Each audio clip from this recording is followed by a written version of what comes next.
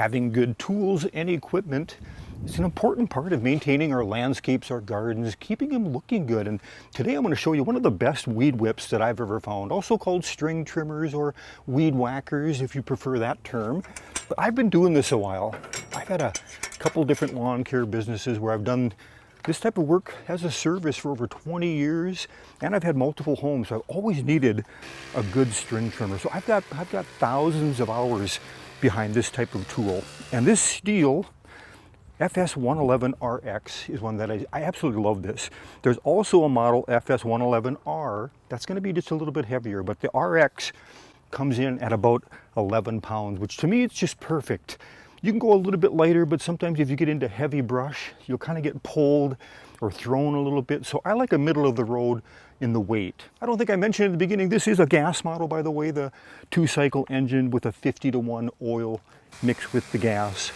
After I started using this, you don't know for sure until you start using them, but the balance and the low vibration are really, really good on this model. When I say balance, there's times too where you're on a long walking stretch, maybe along a building. You can actually just put this down to one arm, rest your forearm here, and it just allows you to walk a little bit more freely, swinging your arm.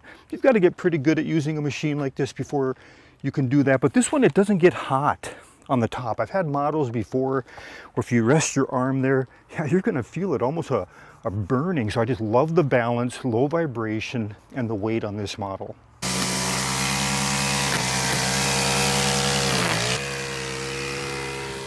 And I also needed, a good engine, one that's going to be able to definitely do the light trimming, which is majority of what I do, but occasionally I get into some pretty heavy stuff. So I don't want to have an engine that's underpowered, just can't come through it. So here again, we've got just a middle of the road engine I think is just right if you're going to end up doing both soft trimming or light trimming and the heavy trimming. If you head over to the stihlusa.com website, they've got really good information on all their tools. And you can zoom in and compare the different specifications to help you make your decision on which model is best for you on the weight, the engine size that we've been talking about. I think over all the different models that Stihl makes, whether it be chainsaws, backpack blowers, they're one of the better starting units in my opinion, and this is also very, very good. If it's cold, it'll usually take 2 to 3 pulls, and then it'll just start right up. Once it's warm, it's typically 1 pull. One of the other things I really like, I think most of the Stihls have this, but once you turn that choke on and it starts, as soon as you pull the throttle or the trigger here, it automatically shuts it off, so you don't have to do a second step. Same thing with the on-off button. Once you're done, you just push with your thumb, unit shuts off. You don't have to reset it into start mode. So there are a couple of simple features that I also really like. This has also got one of the quieter idle modes. As you're walking from point A to point B, I mean, you can hardly hear this thing running, which is, I think, a good point if you're doing a lot of residential work. You've just got a quieter situation. That's important. Okay, the string trimmer head. This has got a bump feed. Like most weed whips or string trimmers where you bump that button and it's going to kick out a little bit extra string. I'm going to go ahead and show you real quick how easy it is to string this one. And that's, boy, when you come down to string trimmers and you're using them a lot, you want to be able to do it quickly on the fly. Let's go ahead. I'm going to get this set back up in this rack here. I use mostly the square trimmer string. I think it cuts a little bit better, and I'm using square as a general reference here as opposed to round, because if you start looking closely at the available options in trimmer line, you're going to find that there's ones with 5 size, even like this X-Treme line that has up to 8 cutting edges. The downside to the square trimming string is sometimes on spools in there it can bind up a little bit since it's got that square edge instead of round, but not too often.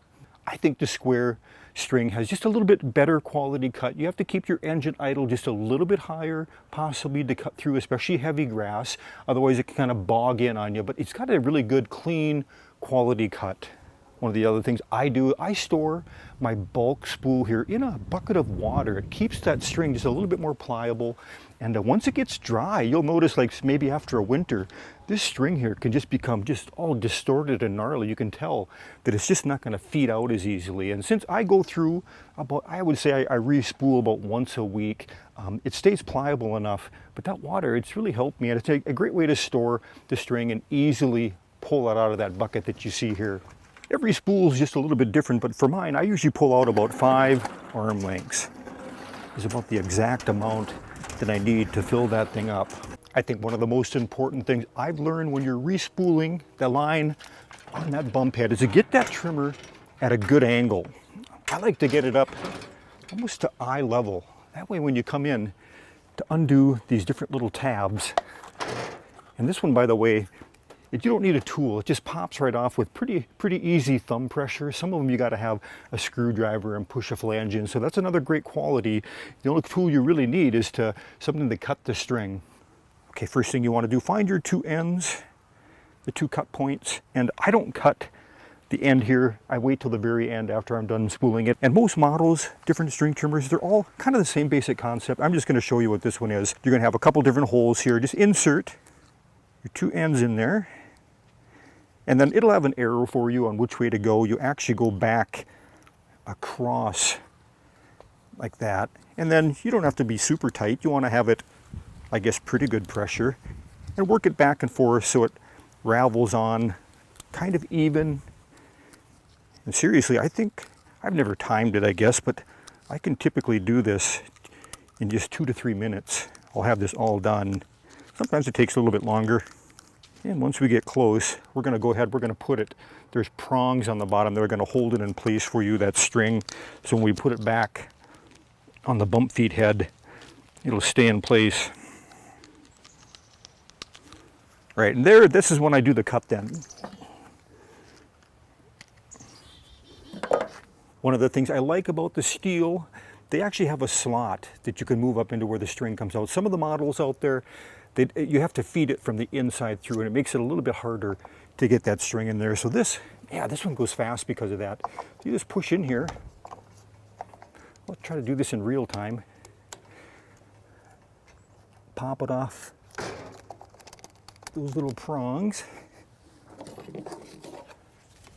And just keep thumb pressure on it. Line up your prongs.